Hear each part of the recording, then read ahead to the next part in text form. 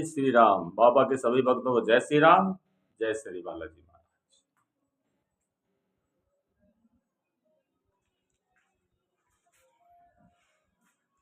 जय श्री राम। पितृपक्ष चल रहा है मित्रों। कल पूर्णिमा थी। पूर्णिमा के साथ साथ चंद्र ग्रहण भी और साथ ही पितृपक्ष का भी प्रारंभ हो गया है। पितृपक्ष जैसा कि मैं बात कर रहा हूं, हमें पता है पितृपक्ष के बारे में, क्योंकि हमें हमारे माता ने, हमारे पिताजी ने बताया है, उनको हमारे दादा ने, दादी ने बताया। मतलब हमारी पीढ़ी तक, यानी कि जिस पीढ़ी में हमारा जन्म हुआ है, हमें तो पता है कि भाई पितृपक्ष क्या है और पितृपक्ष को भाई हम कैसे, पितृपक्ष कैसे निकालें। पितरों के लिए जो 16 दिन बनाए गए हैं, तो भाई पितरों के लिए हमें क्या करना है, क्या नहीं करना चाहिए, या हमें अपने घर के जो बूढ़े बुजुर्ग हैं, पितृपक्ष मतलब पहले तो ये बता दूं भाई क्या होते हैं पितृ। जो हमारे बड़े गुजर चुके हैं, यानी कि जिनकी मृत्यु हो चुकी है, चाहे हमारे पिताजी हो, माँ हो, दादा हो, दादी हो, चाचा ताऊ, हमारे दादा के पिताजी, उनके चाचा ताऊ, पीढ़ी दर पीढ़ी सब, वो हमारे सब पितृपक्षी होते, वो पितृ ही होते हैं। तो ये जो पितरों के बारे में हमें तो पता है कैसे करना है, लेकिन आज की हम देखें जनरेशन, यानी कि 20वीं सदी के पास की, तो पहली बात तो ज्यादातर मानते ही नहीं है पितरों के लिए। भाई उनका कहना है भाई जो मर गए उनकी कहानी खत्म, अब उनके लिए क्या करें, क्यों करें। और कुछ का मानना है कि भाई जो मानना चाहते हैं उनको पता ही नहीं है अपने पितरों के बारे में, कि भाई में कौन हमारे पितर हैं, या इन 16 दिनों में किस दिन उनके जो पितर हैं, चाहे माँ है, पिता है, चाहे मतलब महिला है, चाहे पुरुष है, कि किस दिन कौन सा दिन है उनके पितरों का, उन्हें पता ही नहीं है। क्यों नहीं पता है भाई? या तो उनके माँ बाप को नहीं पता था, उनको नहीं बताया, या वो बता नहीं पाए, या उन्होंने इस बात में, बच्चों ने इंटरेस्ट ही नहीं लिया कि माँ बाप उनको ऐसी चीजें बताए। अब जैसे हम ले अपने घर में, हमने डायरी में लिखा हुआ है, हमारे माँ बाप ने लिखवाया है। और अगर आप देखेंगे ना, तो खासकर हरियाणा और राजस्थान में, तो और यूपी में, इसमें सबसे ज्यादा राजस्थान में, तो राजस्थान में तो क्या है, उनके दादा परदादा उनके नाम तक के ये श्राद्ध निकालते हैं, उनको नाम लिख रखे हैं, नाम से पता है कि वो हमारे पितर हैं।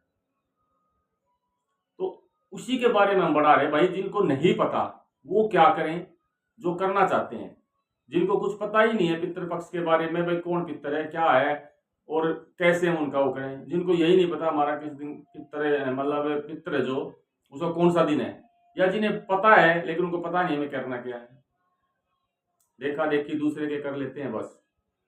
उसी के बारे में मैं आपको एक ये छोटी सी बात आज बता रहा हूं मित्रों।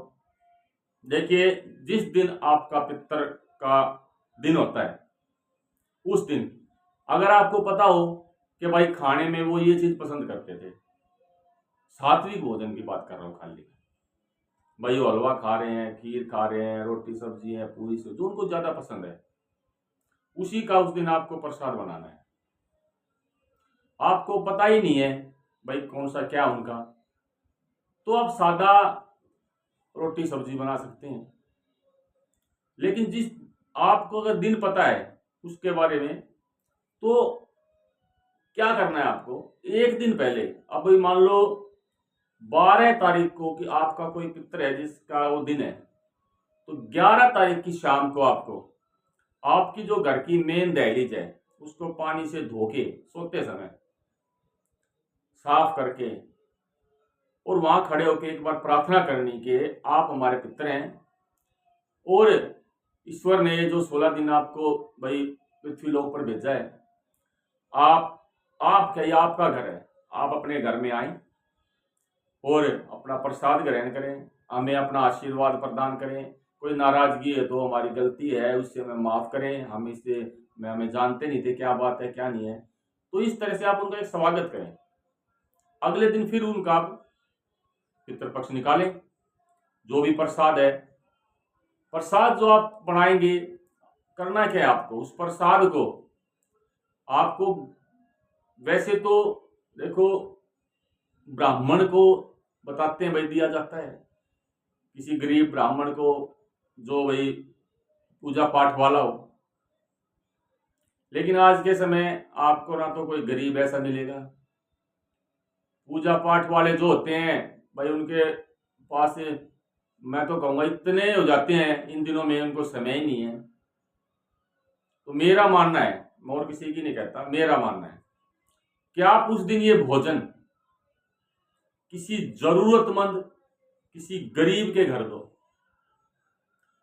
सबसे अच्छा जो मैं आपको बताऊंगा, आप प्रसाद बनाएं, चाहे रोटी सब्जी बना रहे चाहे पूरी सब्जी, उसको तो आप गाय को दें या भाई कुत्ते वगैरह गली में उनको दें, और अलग से थोड़ा सा राशन लेके, राशन के रूप में, चाहे आटा है चाहे चावल है चाहे दाल है, जिसकी जेब अलाउड करे, तो ये लेके आप किसी जरूरत किसी गरीब को दे भाई, जिसको तो वाक्य में जरूरत है, तो आपको दुआ देगा। आपके पितर भी खुश होंगे, ईश्वर भी खुश होगा।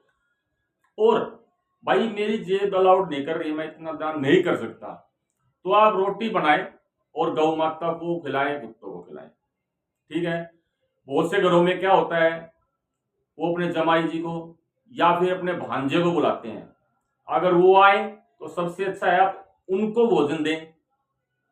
और जो वस्त्र हैं, आपको पता है कि हमारे पितर भाई पैंट शर्ट पहनते थे या कुर्ता पजामा पहनते थे, तो वैसे ही उनको वस्त्र दें। आपको पता ही नहीं हो क्या पहनते थे, तो अगर आप अपने भांजे को बुला रहे हो तो उसको पैंट जो भी कपड़े हैं वो दिलवा सकते हैं अगर आपका सामर्थ्य है तो, या अपने जमाई को दिला सकते हैं अगर सामर्थ्य है तो। अगर नहीं है तो जो भी आपकी श्रद्धा है, 100-200 जो भी के जी होंगे अपने, हमारा इतना वो नहीं है, ये कपड़े आप जब भी कपड़े लाए इनको उसमें मिला ले और ले जाए।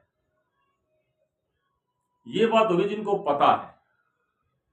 अब बात करते हो जिनको पता ही नहीं है भाई किस दिन हमारा वो है, तो उन सबसे मेरी प्रार्थना है, आप सभी हर रोज 2 रोटी तो अवश्य, 2 रोटी और थोड़ा सा उसके ऊपर मीठा कुछ भी, जैसे खांड हो गई, बूरा हो गया, रख के उसको आप गाय को दें। 1 रोटी कहीं आप कुत्तों को दे सकते हैं, जिनको नहीं पता। आप हर रोज प्रार्थना करें शाम को, हमें पता नहीं है कि भाई हमारे पितर कौन है, हम आपका स्वागत करते हैं। इस तरह से आप पूरे पितृ पक्ष में जैसे भोजन निकालें और सूर्य भगवान को अर्घ्य दें, जल दें, यानी कि सूर्य भगवान को अपने पितरों के निमित्त। और इस तरह से आप अपने पितरों का, आपको पता नहीं है फिर भी उनके लिए आप पितृपक्ष निकाल सकते हैं। और इसी पितृपक्ष के बाद जब पितृपक्ष पूरा हो जाता है तो आती है अमावस्या, जिसको हम सरव पितृ अमावस बोलते हैं इन दिनों में, यानी कि सभी पितरों की अमावस।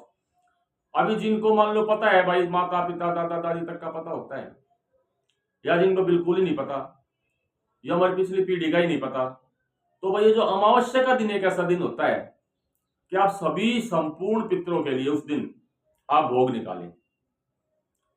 भोग आप कैसे निकालते हैं, उस दिन आपको 16 जगह भोग निकालना है। 16 जगह सुनते ही बहुत से भाई जो डर जाएंगे, भाई 16 जगह अगर 2-2 रोटी भी निकाल दी तो कितना हो जाएगा। ऐसा नहीं करना आपको। अगर आपने 4 रोटी ले ली, 1 रोटी के आप 4 टुकड़े कर लीजिए, यानी कि 1 रोटी में से 4 भोग हो गए। ऐसे पूरी है तो उसमें से 4 भोग हो गए, थोड़ी थोड़ी सब पे सब्जी या मीठा आप रख लीजिए। ये जो भोग निकालेंगे ये आपको गाय को खिलाना है, या कहीं कुत्तों को, या कहीं पक्षियों को, वहीं पे खिलाना है आपको ये, ठीक है। जो दान दक्षिणा किसी गरीब को, कहीं कोढ़ी हैं, अंधे हैं, ऐसी जगह दे। मैं बिल्कुल नहीं कहता, देखिए जहां सामर्थ है, ये भी कोई मान लो कोई मंदिर में है, पंडित जी रह रहे हैं, बढ़िया इनकम है उसकी, बढ़िया वो है, उसको जरूरत ही नहीं है, वहां देने से क्या फायदा। आप ऐसी जगह दो जहां पे इसको वाक्य में जरूरत है, किसी गरीब को, कई कोढ़ियों का आश्रम है, आपका भी भला होगा, उनका भी होगा, और ईश्वर आपको दुआ देंगे। तो उस दिन आप ये अपना संपूर्ण उपाय करें ये पितृपक्ष में। अब इसमें एक बात मैं और जोड़ देता हूं मित्रों, बहुत ही इंपॉर्टेंट बात आपके लिए। आप देखते होंगे, हम भी देखते हैं, या जो ये वीडियो देखेगा उसको ही पता है कि कहीं ना कहीं हमारे जीवन में पितृ का दोष होता है। अगर हमारे जीवन में पितृ दोष है और हम उनके लिए पितृ पक्ष में जो भी कार्य करेंगे वो पहले से ही दोष है, मलिन है, तो जो भी हम उनको खिलाएंगे पिलाएंगे उसका विपरीत असर पड़ेगा हमारे पर, उसका फायदा नहीं होगा। तो भाई वो क्या करे पितृ पक्ष में, वो अपना भोग जो भी निकालें, चाहे उनके दिन से या हर रोज या अमावस्या को, वो भोग आप जो आपके इष्ट देव हैं या अपने कुल देव हैं उनके नाम से निकालें। जैसे भाई मेरे इष्ट श्री बालाजी महाराज, हे श्री बालाजी महाराज, मैं ये भोग अपने पितरों को दे रहा हूं, लेकिन आपके माध्यम से देना चाहता हूं ताकि उनकी मलिनता हटे, तो कृपा करके ये भोग आप हमारे पितरों को प्रदान करें। ये बोलते हुए ऐसे ही अगर आपके कोई भाई कुलदेव है उनके हिसाब से आप इस तरह से भोग दें। जिनके इष्ट देव नहीं है, कुलदेव का पता नहीं है, तो आप हनुमान जी के माध्यम से भोग दें या भगवान भोलेनाथ शिव शंकर के माध्यम से भोग दें। तो इस तरह क्या होगा, पितरों का जो मलिनता हटेगी, उनका दोष हटेगा और आपके पितरों की आप पर कृपा होगी। तो इस तरह से आप मित्रों श्राद्ध पक्ष निकालें और अपने पितरों को खुश करें, पितर दोष को हटाएं। ठीक है। अभी मेरे सभी मित्रों को जय श्री राम, जय श्री बालाजी महाराज। बाबा आपको खुश रखे, आपका जीवन सफल। जय जय श्री।